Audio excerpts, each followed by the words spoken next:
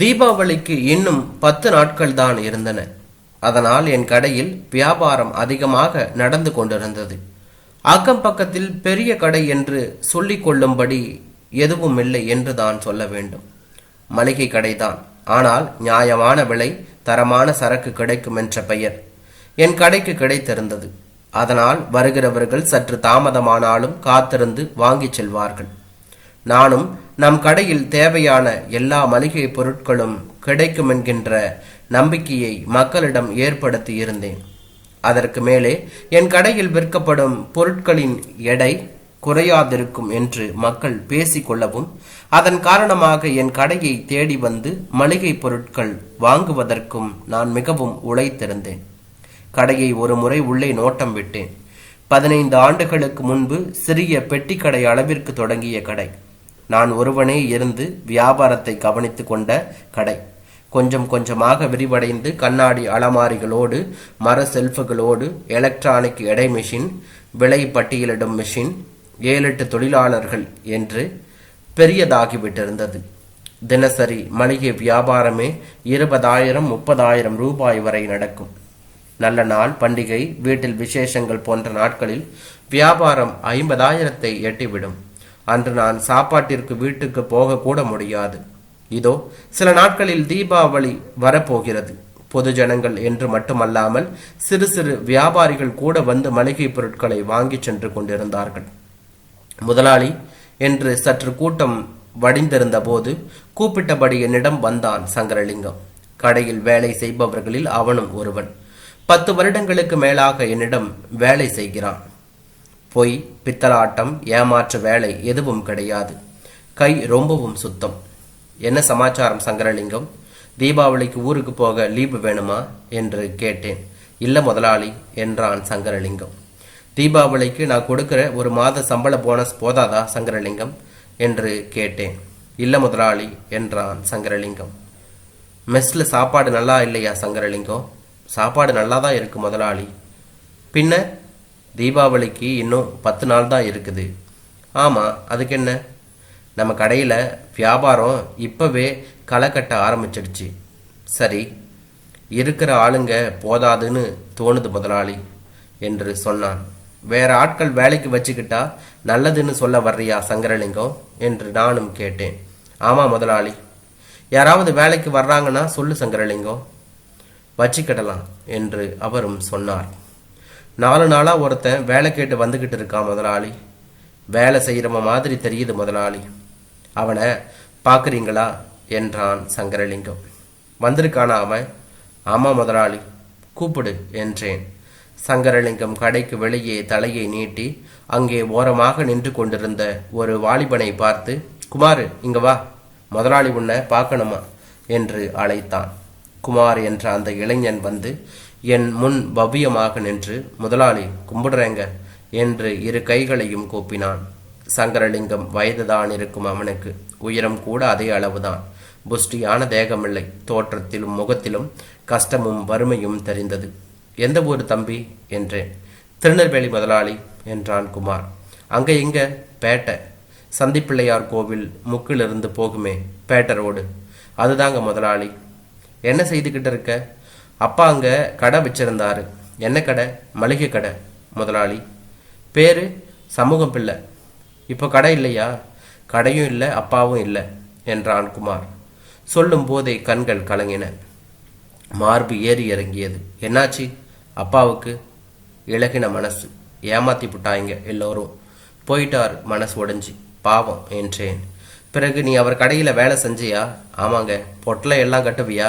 கட்டுவேங்க. அவசரத்துக்கு எங்கேயாச்சும் போக சொன்னா போவியா? வருவியா? போய் வருவேங்க. 10ஆம் வகுப்பு வர டவுன் மந்திரமூர்த்தி ஹைஸ்கூலில் படிச்சிருக்கேங்க. 1/2 கிலோ சர்க்கரை கட்டு பார்க்கலாம்.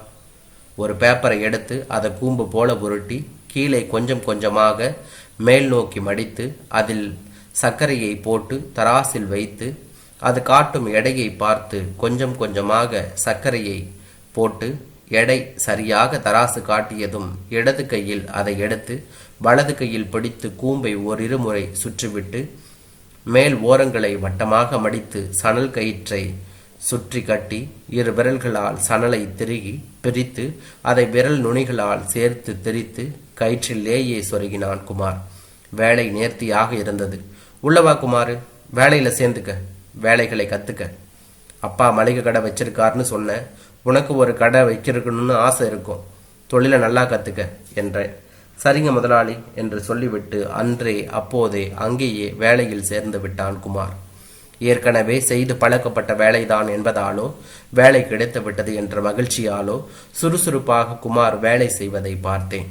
தானும் இது போன்ற பெரிய கடையை சொந்தமாக நடத்த வேண்டும் என்று அவன் என்ன கூட செய்திருப்பானோ என்னவோ. நான் நினைத்தது சரியாயிற்று. குமார் ரொம்ப ரொம்ப சுறுசுறுப்பாக வேலை செய்கிற மாதிரி இருக்கே என்று விசாரித்தேன் சங்கரலிங்கத்திடம். ஆசைதான் முதலாளி காரணம் என்றான் அவன். என்ன ஆசை? தானும் ஒரு கடை நடத்தி பெரிய ஆளாக வர வேண்டும் என்ற ஆசைதான். கடையில் வேலை செய்வதோடு நெளிவு சுழிவுகளையும் தெரிந்து கொள்கிறான். கஸ்டமர்களிடம் எப்படி நடந்து கொள்ள வேண்டும், என்னென்ன பொருட்களை எங்கெங்க மொத்தமாக என்ன விலைக்கு கிடைக்கும், அதில் குறைந்தபட்ச லாபமாக என்ன விலை விற்கும், ஓரளவுக்கு பணம் கிடைக்கும் என்றெல்லாம் விசாரித்து அறிந்து கொள்கிறான் குமார். விரைவில் தானே சொந்தமாக ஒரு கடையை அவன் தொடங்கினாலும் ஆச்சரியமில்லை. அடியே என்பதற்கு ஒரு பொண்டாட்டி கூட இல்லை என்பது போல ஒரு சின்ன பெட்டி கடை வைக்க கூட அவனிடம் பணம் இல்லை முதலாளி என்றான் சங்கரலிங்கம். ஆசையும் அதில் தீவிரமும் இருந்தால் காலமும் வேலையும் சேர்ந்து வந்தால் அவன் ஆசை நிறைவேறக்கூட செய்யலாம். உனக்கு கூட அப்படிப்பட்ட ஒரு ஆசை இருக்கிறது என்பது எனக்கு தெரியும் சங்கரலிங்கம் என்றேன் அவனிடம். வெறும் கையால் எப்படி முளம் போடுறது முதலாளி என்று சொன்னாலும் சங்கரலிங்கத்தின் மனதில் அப்படி ஒரு ஆசை இருப்பது அப்பட்டமாக அவன் முகத்தில் தெரிந்தது. அன்று காலையில் கடை திறந்ததும் முதல் நாள் வியாபாரமான பணத்தை எண்ணி செலானில் அந்த பணத்தின் விவரத்தை, பேங்க் அக்கவுண்ட் எண், தேதி எல்லாம் பூர்த்தி செய்து தொகையை எழுத்தாலும் எழுதி கையெழுத்து போட்டுவிட்டு அதை பேங்கில் செலுத்திவிட்டு வர யாரிடம் கொடுத்து அனுப்பலாம் என்று நான் யோசித்த போது குமார் வந்தான். கடையில் அநேகமாக எல்லா வேலைகளையும் செய்ய கற்றுக்கொண்ட அவன் இன்னும் கற்றுக்கொள்ளாதது பேங்கில் எப்படி பணம் போடுவது என்பதுதான். அதையும் சொல்லிக் கொடுத்து விடலாமே என்று எண்ணி அவனை அழைத்தேன். குமார், பக்கத்து தெருவில் கர்நாடகா பேங்க் இருக்கு. இதோ பாஸ்புக், செலான் 20,000 ரூபாய் இருக்கு. எடுத்துட்டு போய் பேங்க்ல கட்டிட்டு வா என்று சொன்னேன்.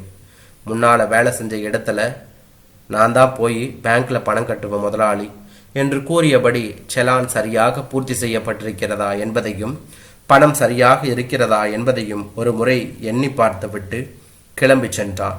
நேரம் சென்றது. பேங்குக்கு சென்ற குமார் திரும்பி வரவில்லை. திக்கென்றது சங்கரலிங்கத்திடம். சொன்னேன், என்ன இப்படி செய்துட்டீங்க முதலாளி? குமார் வேலையில சேர்ந்து இன்னும் 1 மாசம் கூட ஆகல. அதுக்குள்ள அவனை நம்பி முள்ளங்கி பத்த மாதிரி 20,000 ரூபாயை கொடுத்து அனுப்பியிருக்கீங்களே ச்சே என்று சொல்லியபடி நான் சொல்லாமலேயே சைக்கிளை எடுத்துக்கொண்டு பேங்குக்கு ஓடினான் சங்கரலிங்கம். சிறிது நேரத்தில் சோகத்தோடும் சோர்வுடனும் திரும்பி வந்தான் அவன். என்னாச்சு சங்கரலிங்கம்? பேங்க்ல பாஸ்புக், செலான் எல்லாம் ட்ரேயில கிடந்துச்சு. நான் கொடுத்து அனுப்பிய பணம் குமார். பணத்தை பேங்க்ல செலுத்தல குமார். பணத்தை எடுத்துக்கிட்டு எங்கேயோ ஓடி போயிட்டான் அவன். தான் சின்னதா ஒரு கடையை ஆரம்பிக்கணும்னு அவன் ஆசைப்பட்டு கொண்டிருந்தான்னு சொன்னேன் இல்லையா முதலாளி? அதுக்காக நீங்க கொடுத்த பணத்தை எடுத்துக்கிட்டு அந்த குமார் ஓடி போயிட்டான் முதலாளி என்று சொன்னான் சங்கரலிங்கம். நீ சொன்ன மாதிரி அவன் ஒரு கடையை வைப்பானா சங்கரலிங்கம் என்று கேட்டேன். அப்படிதான் சொல்லிக்கிட்டு அவன் பணத்தை எதிர்பார்த்துக்கிட்டு இருந்தான் முதலாளி. அதனால நிச்சயம் அவன் ஒரு கடை வைப்பான், நடத்துமான். ஆனா நமக்கு முன்னால் அல்ல, எங்கேயோ என்ற சங்கரலிங்கம். ஏன் முதலாளி இப்படி கேட்குறீங்க என்றான். நான் பதில் சொல்லாமல் கடையை பார்த்தேன். இவ்வளவு பெரிய கடையை நான் ஆரம்பத்தில் சின்னதாக நடத்த தேவையான பணத்தை நான் வேலை செய்யும் கடை முதலாளியிடமிருந்து குமார் செய்ததை போலவே பண மோசடி செய்து நம்பின முதலாளியை ஏமாற்றித்தானே நான் அடைந்தேன். அதை இப்போது குமார் செய்து விட்டதால் அவன் மீது நான் கோபமும் கொள்ளவில்லை, போலீசிடமும் போகவில்லை.